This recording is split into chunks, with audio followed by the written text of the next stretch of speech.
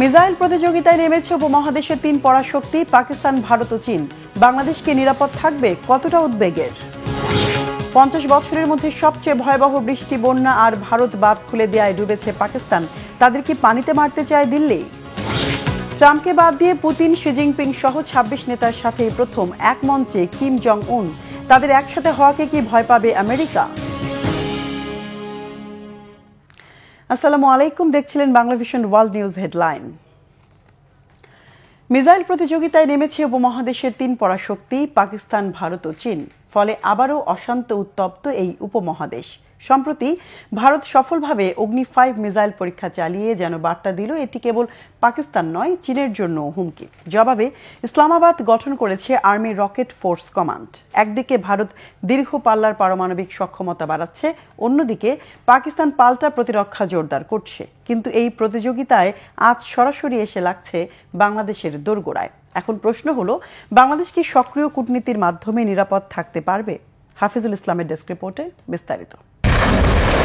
দক্ষিণ এশিয়ায় নতুন করে ছড়িয়ে পড়ছে ক্ষেপণাস্ত্র প্রতিযোগিতার তীব্র উত্তেজনা। ভারত ও পাকিস্তান শুধু একে অপরকে নজরেই রাখছে না, বরং চীনের দিকেও রয়েছে সতর্ক দৃষ্টি। গত ২০ আগস্ট ওড়িশার উপকূল থেকে অগ্নি-5 ব্যালিস্টিক মিসাইলের সফল পরীক্ষা চালায় ভারত। ৫০,০০০ কেজি ওজনের মিসাইলটি ৫,০০০ কিলোমিটারের বেশি দূরত্বে পারমাণবিক ওয়ারহেড বহন করতে পারে। ভারতের প্রতিরোধ কৌশলের জবাবে ক্ষেপণাস্ত্র নিয়ন্ত্রণে নতুন আর্মি রকেট ফোর্স কমান্ড গঠন করে প্রতিশোধের বার্তা দিচ্ছে পাকিস্তান। এমন বাস্তবতায় প্রশ্ন উঠছে, আঞ্চলিক শক্তিগুলোর চলমান দ্বন্দ্বের ঢেউ কি সরাসরি কখনো আছড়ে পড়বে বাংলাদেশের দোরগোড়ায়? চীনের উত্তরাঞ্চল থেকে শুরু করে ইউরোপের বিভিন্ন অংশ ভারতের অগ্নি-5 ব্যালিস্টিক মিসাইলের আওতায় রয়েছে। বিশ্লেষকরা বলছেন, আন্তঃমহাদেশীয় এমন ক্ষেপণাস্ত্র পরীক্ষার মাধ্যমে পাকিস্তান নয়, বরং চীনের উদ্দেশ্যে সতর্ক বার্তা দিয়েছে নয়াদিল্লি। চলতি বছরের মে মাসে ৪ দিনের সীমান্ত সংঘর্ষে ভারতের ব্রাহ্মস মিসাইল হামলায় ক্ষতিগ্রস্ত হয় পাকিস্তান। শুধুমাত্র পারমাণবিক শক্তির উপর নির্ভর করে গড়ে তোলা প্রতিরক্ষা কাঠামোই ছিল দেশটির সবচেয়ে বড় দুর্বলতা। পাকিস্তানের নবগঠিত আর্মি রকেট ফোর্স কমান্ড ইসলামাবাদের প্রচলিত যুদ্ধ ক্ষমতাকে করবে আরও শক্তিশালী। সাম্প্রতিক সময়ে চীন ভারতের সম্পর্ক কিছুটা উষ্ণ হলেও দেশ দুটোর অস্থিরতার ইতিহাস অনেক গভীর। ২০২০ সালে সীমান্তে সংঘর্ষের জেরে ৪ বছর মুখোমুখি অবস্থানে ছিল বেইজিং নয়াদিল্লি। এরপর ২০২৪ সালে রাশিয়ায় এক বৈঠকের মধ্য দিয়ে নরেন্দ্র মোদী ও শি জিনপিং পুনরায় সংলাপ শুরু করেন। আসন্ন SCO সম্মেলনে যোগ দিতে চীন সফরে যাওয়ার কথা রয়েছে প্রধানমন্ত্রী নরেন্দ্র মোদীর। দ্বিপাক্ষিক সম্পর্ক উন্নয়ন চলমান থাকলেও দিল্লির কাছে চীন গুরুত্বপূর্ণ এক প্রতিদ্বন্দ্বী। বিশ্লেষকরা বলছেন, ভারতীয় আন্তঃমহাদেশীয় মিসাইল মূলত চীনের অর্থনৈতিক কেন্দ্রগুলোকে লক্ষ্য করেই তৈরি। ভারতের তুলনায় পাকিস্তানের মিসাইল কর্মসূচি এখনও অনেকটাই সীমিত। তাদের দীর্ঘতম পাল্লার ক্ষেপণাস্ত্র শাহিন-৩-এর আওতা সর্বোচ্চ ২৭৫০ কিলোমিটার। পাকিস্তান বহুমুখী ওয়ারহেড বহনে সক্ষম বা MIRV প্রযুক্তির আবাবিল মিসাইলও তৈরি করেছে, তবে এর পাল্লা মাত্র ২২০০ কিলোমিটার। পাক সামরিক বাহিনীর এখনও কোনো পারমাণবিক সাবমেরিন নেই, কিন্তু ভারত ইতিমধ্যেই ২টি SSBN মোতায়েন করেছে।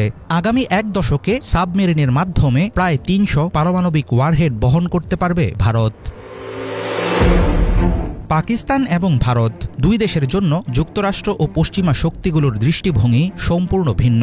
মার্কিন বিরোধী মনোভাবের কারণে পাক ক্ষেপণাস্ত্র কর্মসূচিকে উদীয়মান হুমকি মনে করে ওয়াশিংটন, অথচ ভারতের মিসাইল কার্যক্রম পশ্চিমাদের কাছে গ্রহণযোগ্য একটি বিষয়। পাকিস্তানের ক্ষেপণাস্ত্র কর্মসূচি ভারত কেন্দ্রিক হলেও দিল্লির লক্ষ্য দক্ষিণ এশিয়ার বাইরে গিয়ে বৈশ্বিক শক্তি হিসেবে নিজের অবস্থান জোরদার করা। সরাসরি প্রতিদ্বন্দ্বী না হলেও ভূরাজনৈতিক অবস্থানের কারণে ঝুঁকি আছে বাংলাদেশ। আঞ্চলিক শক্তিগুলোর দ্বন্দ্বে নিরাপদ থাকতে হলে ঢাকার প্রয়োজন হবে শক্তিশালী কূটনৈতিক অবস্থান নিশ্চিত করা। হাফিজুল ইসলাম, বাংলা ভিশন। ৫০ বছরের মধ্যে সবচেয়ে ভয়ঙ্কর বৃষ্টি আর বন্যার পাশাপাশি ভারত বাঁধ খুলে দেয়ায় ডুবে গেছে পাকিস্তানের পাঞ্জাব প্রদেশ। অথই পানির নিচে তলিয়ে গেছে লাখো ঘরবাড়ি। মৃত্যু ঝুঁকিতে পাঞ্জাবের অন্তত ১২ কোটি মানুষ। সবচেয়ে নাজুক অবস্থা প্রদেশটির শিয়ালকোট শহরে। হু হু করে বাড়ছে বানের পানি। আগামী ২৪ থেকে ৪৮ ঘন্টায় আরও ভারী বৃষ্টিপাতের আশঙ্কা করা হচ্ছে। জীবন বাঁচাতে বাড়িঘর ছেড়ে পালাচ্ছে বাসিন্দারা। পাকিস্তানের ভয়াবহ এই বন্যার জন্য ভারতের বাঁধ খুলে দেয়াকে দুষছে ইসলামাবাদ। এই পরিস্থিতিতে প্রশ্ন উঠেছে, পাকিস্তানকে পানিতে মারতে চায় ভারত। তবে বন্যায় ভারতের অবস্থাও নাজুক। বন্যায় বিপর্যস্ত ভারত নিয়ন্ত্রিত জম্মু ও কাশ্মীর। শহীদ আরাফাতের ডেস্ক রিপোর্ট।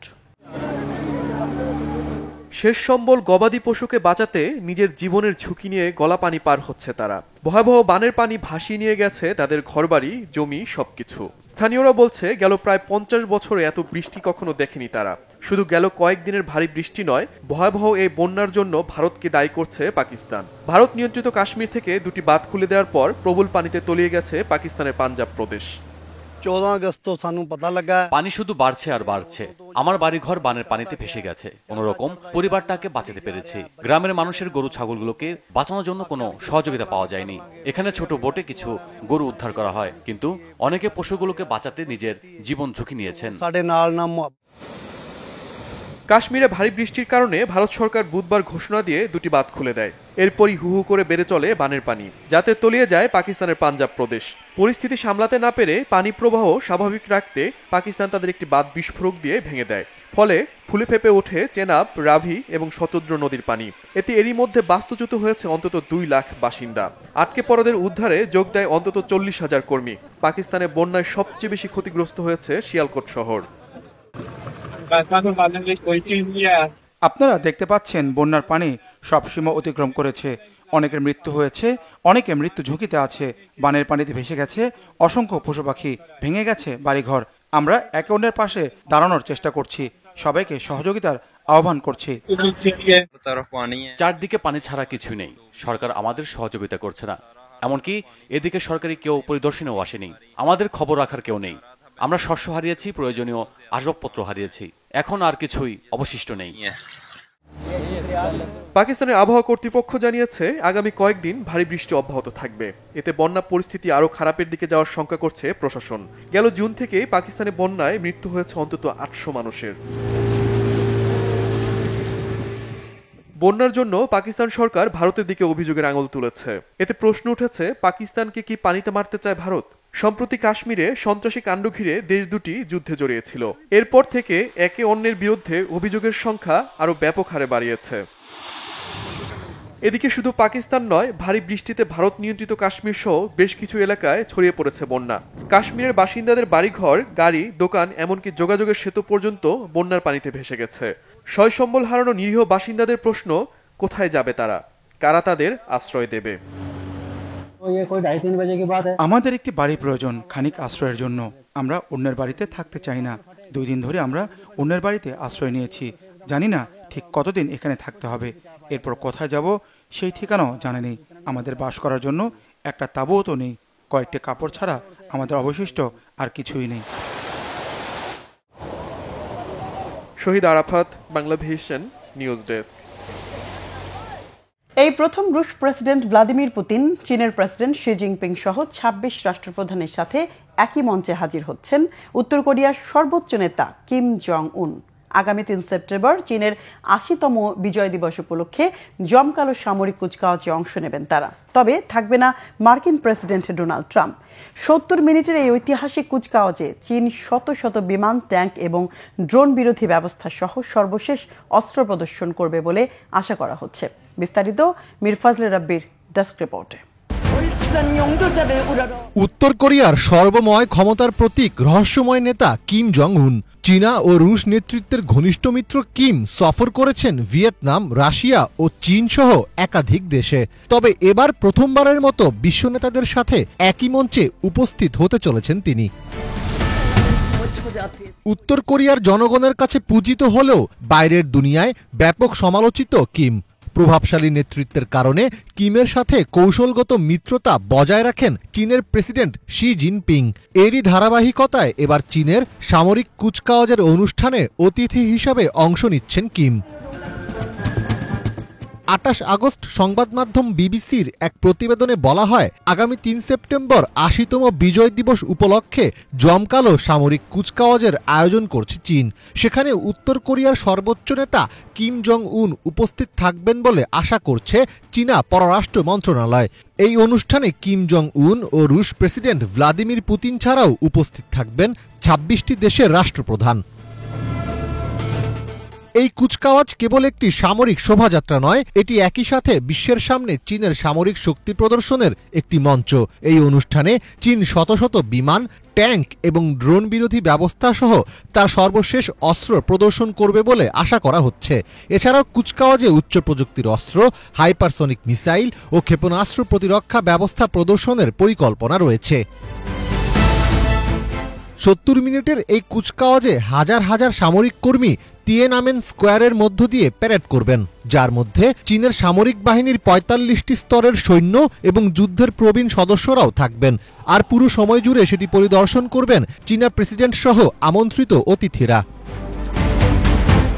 মার্কিন president Donald Trump Ukraine Russia যুদ্ধের সমাধান ও কৌশলগত সংলাপের জন্য পুতিনের সঙ্গে চুক্তি করার চেষ্টা করছেন।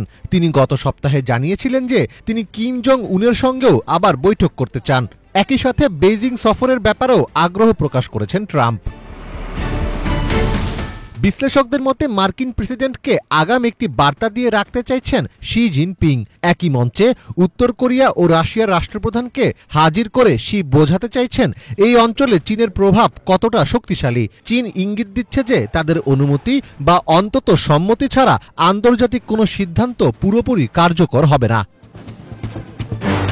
একইভাবে শক্ত অবস্থানের জানান দিচ্ছে উত্তর কোরিয়াও। কিম ইঙ্গিত দিচ্ছেন তার দেশ চীন ও রাশিয়ার মতো শক্তিশালী রাষ্ট্রের সঙ্গে জোট বেঁধে বিশ্ব রাজনীতিতে গুরুত্বপূর্ণ ভূমিকা পালন করতে পারে। কিম প্রমাণ করতে চাইছেন বিচ্ছিন্ন হলেও বিশ্ব রাজনীতিতে তিনি এখন একজন অপরিহার্য নেতা। মীর ফজলে রাব্বি, বাংলা ভিশন। এদিকে আসছে 31 আগস্ট থেকে 1 সেপ্টেম্বর বৈঠকে বসতে যাচ্ছেন ভারত, রাশিয়া ও চীন সহ আরও 20 দেশের নেতারা। চীনের উত্তরাঞ্চলীয় বন্দর নগরী থিয়েনচিনে সাংহাই কোঅপারেশনের শীর্ষ সম্মেলনের ফাঁকে এই বৈঠক হবে বলে আশা করা হচ্ছে। 2020 সালের সীমান্ত সংঘাতের পর এটি হবে ভারতের প্রধানমন্ত্রী নরেন্দ্র মোদীর প্রথম চীন সফর। ভারত ও চীনের মধ্যে সীমান্ত থেকে সেনা প্রত্যাহার, বাণিজ্য ছাড় এবং ভিসা নীতি সহজীকরণ নিয়ে আলোচনা হতে পারে বলে জানিয়েছেন বিশ্লেষকরা। মার্কিন নিষেধাজ্ঞায় জর্জরিত রাশিয়া এই আলোচনা থেকে কূটনৈতিকভাবে লাভবান হতে পারে বলেও ধারণা বিশ্লেষকদের। তাদের মতে অতিরিক্ত শুল্ক আরোপকে হাতিয়ার করে বিশ্ব বাণিজ্যকে হুমকির মুখে ঠেলে দেয়া মার্কিন প্রেসিডেন্ট ডোনাল্ড ট্রাম্পকে শক্তি জানান দিতেই এক হচ্ছেন প্রধানমন্ত্রী Narendra Modi, president Xi Jinping ও প্রেসিডেন্ট ভ্লাদিমির পুতিন। দায়িত্বে বসার 1 মাস না যেতেই সরিয়ে দেওয়া হলো যুক্তরাষ্ট্রের রোগ নির্ণয় ও প্রতিরোধ কেন্দ্র সিডিসির পরিচালক সুসান মনারেজকে। প্রতিবাদে স্বেচ্ছায় পদত্যাগ করেছেন প্রতিষ্ঠানটির অন্তত 4 জন কর্মকর্তা। যুক্তরাষ্ট্রের জনস্বাস্থ্য খাতে আলোড়ন তৈরি করেছে ট্রাম্প প্রশাসনের এই পদক্ষেপ। হোয়াইট হাউস জানিয়েছে প্রেসিডেন্ট ট্রাম্পের আমেরিকাকে আবার সুস্থ করে তোলা এজেন্ডার সাথে সুসান তাল মেলাতে পারছিলেন না। অবশ্য সুসানের আইনজীবী দাবি, বৈজ্ঞানিকভাবে পরীক্ষিত নয় এমন বেপরোয়া কিছু নির্দেশনায় রাজি না হওয়ায় শাস্তি হিসেবে বরখাস্তের সিদ্ধান্ত এসেছে। সুসানকে বরখাস্তের পর পদত্যাগ করা সিডিসির একাধিক কর্মকর্তা বলেছেন, জনস্বাস্থ্যকে অস্ত্র হিসেবে ব্যবহারের অপচেষ্টা করছেন স্বাস্থ্যমন্ত্রী রবার্ট এফ কেনেডি জুনিয়র। স্বাস্থ্যমন্ত্রীর নেতৃত্বের প্রতি অনাস্থা জানিয়ে বর্তমান প্রশাসনের কোভিড টিকা নীতির সমালোচনা করেছেন পদত্যাগ করা সিডিসির প্রধান চিকিৎসা কর্মকর্তা ডেবরা আওয়ারলি। আলোচিত এই ঘটনার আগে নতুন কোভিড টিকায় চূড়ান্ত অনুমোদন দিয়েছে যুক্তরাষ্ট্রের খাদ্য এবং ঔষধ নিয়ন্ত্রণ কর্তৃপক্ষ এফডিএ। গত 50 বছরের মধ্যে সুসানি একমাত্র সিডিসি পরিচালক ছিলেন যার কোনো ডাক্তারি ডিগ্রি নেই। সিরিয়ায় নতুন করে অভিযান শুরু করেছে ইসরায়েল। সম্প্রতি সিরিয়ায় ড্রোন ও বিমান বাহিনীর হামলা চালিয়েছে ইসরায়েলি বাহিনী। ইসরায়েলের এমন আক্রমণকে আন্তর্জাতিক আইন ও জাতিসংঘের বিধিমালা ভঙ্গের গুরুতর লঙ্ঘন হিসেবে চিহ্নিত করেছে সিরিয়ার পররাষ্ট্র মন্ত্রণালয়। তারা এমন আগ্রাসন চালিয়ে সিরিয়ার সার্বভৌমত্ব এবং ভূখণ্ডের অখণ্ডতাকে স্পষ্টভাবে উপেক্ষা করা হয়েছে। বিস্তারিত ডেস্ক রিপোর্টে।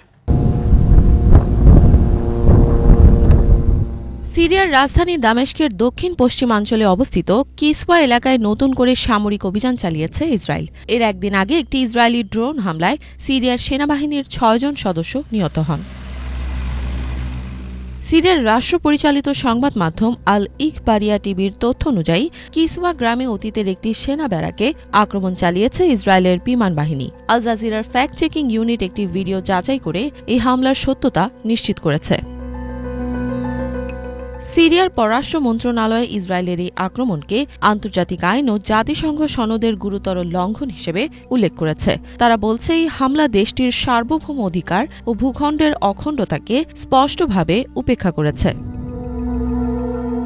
আল জাজিরার প্রতিবেদনে বলা হয় 4টি হেলিকপ্টার ব্যবহার করে ওই এলাকায় নেমে অভিযান চালায় ইসরায়েলি বাহিনী। অভিযানের সময় বেশ কিছু ইসরায়েলি সেনা সেখানে 2 ঘণ্টারও বেশি সময় ধরে অবস্থান করে। তবে এই সময়ের ভেতর সিরিয়ার সেনাবাহিনীর সঙ্গে তাদের কোনো সংঘর্ষ হয়নি।